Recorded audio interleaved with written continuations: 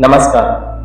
आपके मन मस्तिष्क में हमेशा यह प्रश्न अवश्य रहता होगा कि देवताओं की उत्पत्ति कैसे हुई और असली ईश्वर का स्वरूप कैसा है। वैसे तो अलग अलग धर्मों और दर्शनों में इसको अपने तरीके से बताया गया है। आइए आज हम अपने सनातन धर्म हिंदू धर्म के दृष्टिकोण से इसे समझने का प्रयास करते हैं। सनातन शास्त्रों के अनुसार इस संपूर्ण ब्रह्मांड का मूल स्रोत एक ही है, जिसे ब्रह्म या परम ब्रह्म कहा जाता है।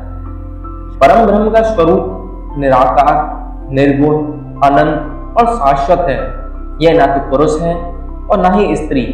यह समय, स्थान और किसी भी मानवीय कल्पना से परे है। अंतिम सत्य यही है कि असली ईश्वर का परम सत्य यह कोई व्यक्ति नहीं बल्कि वो परम चेतना है जिससे सब कुछ उत्पन्न होता है, जिसमें सब कुछ स्थित है और अंत में सब कुछ उसी में विलीन हो जाता है। उपनिषदों का सार यही है, सर्वं खल्विद्वं ब्रह्म, अर्थात यह जो कुछ भी है वह सब ब्रह्म ही है। अब सबसे बड़ा प्रश्न यह उठता है, यदि सत्य एक ही है तो इतने सारे देवी देवता कहां से आए? इसका उत्तर सृष्टि की प्रक्रिया में छिपा हुआ है। जब उस निराकार ब्रह्म में सृष्टि करने की इच्छा हुई तो उसने स्वयं को व्यक्त किया।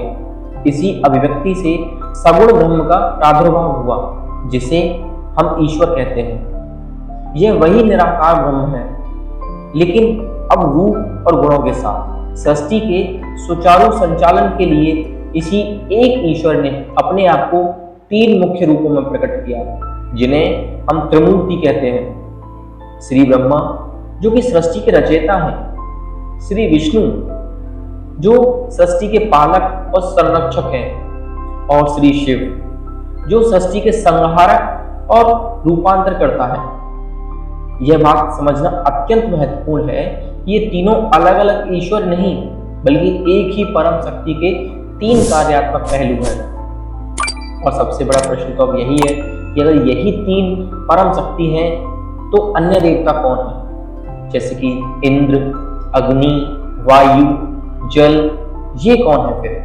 वैसे हम त्रिमूर्ति के अलावा इन अन्य देवताओं के बारे में भी सुनते हैं। वेदों में मुख्य रूप से 33 कोटि के देवताओं का वर्णन किया गया है। 33 कोटि का तात्पर्य करोड़ से नहीं, 33 प्रकार के देवताओं से है। ये वही देवता हैं जो उस एक परम ब्रह्म की विभिन्न शक्तियां हैं। ये देवता उस एक परम ब्रह्म की विभिन्न शक्तियां हैं जो ब्रह्मांड के विभिन्न कार्यों और प्राकृतिक शक्तियों का प्रबंधन करते हैं। उदाहरण के लिए जैसे अग्निदेव अग्नि के, वायुदेव वायु के, इंद्रदेव वर्षा और स्वर्ग के अधिपति हैं। उस परम ब्रह्म ईश्वर के अधीन काम करने वाली लौकिक शक्तियां हैं। जैसे किसी एक देश को चलाने के लिए एक सरकार में अलग अलग मंत्री होते हैं, रक्षा मंत्री, गृह मंत्री, वित्त मंत्री, वैसे ही ये देवता इस ब्रह्मांडीय व्यवस्था के प्रबंधक हैं। और जैसा मैंने आपसे प्रारंभ में कहा था कि फिर असली ईश्वर कौन है?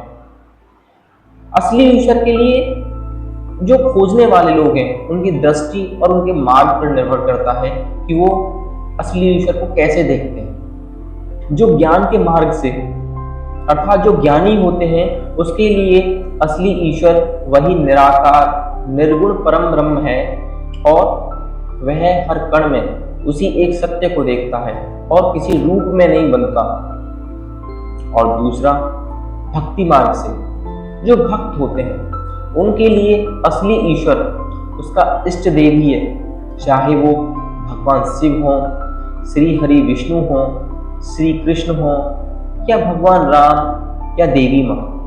भक्त के लिए भगवान का सगुण रूप ही परम सत्य है, क्योंकि इसी रूप में वह प्रेम, सेवा और संबंध स्थापित कर पाता है। सनातन धर्म की सबसे बड़ी सुंदरता यही है कि यह दोनों ही मार्गों को सत्य मानता है।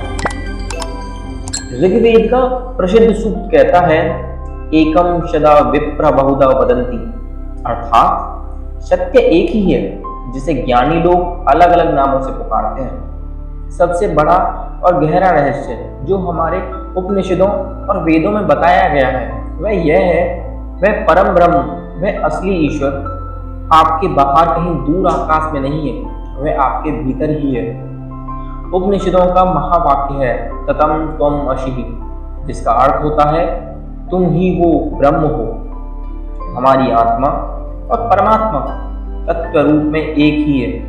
अज्ञानता और माया के पर्दे के कारण हम स्वयं को इस शरीर तक सीमित मान लेते हैं और ईश्वर को बाहर खोजते रहते हैं। जिस दिन व्यक्ति आत्मज्ञान को प्राप्त कर लेता है, उसे परम सत्य का साक्षात्कार हो जाता है। इसलिए देवताओं की पूजा उस परम सत्य की ओर ले जाने वाली सीढ़ियां हैं।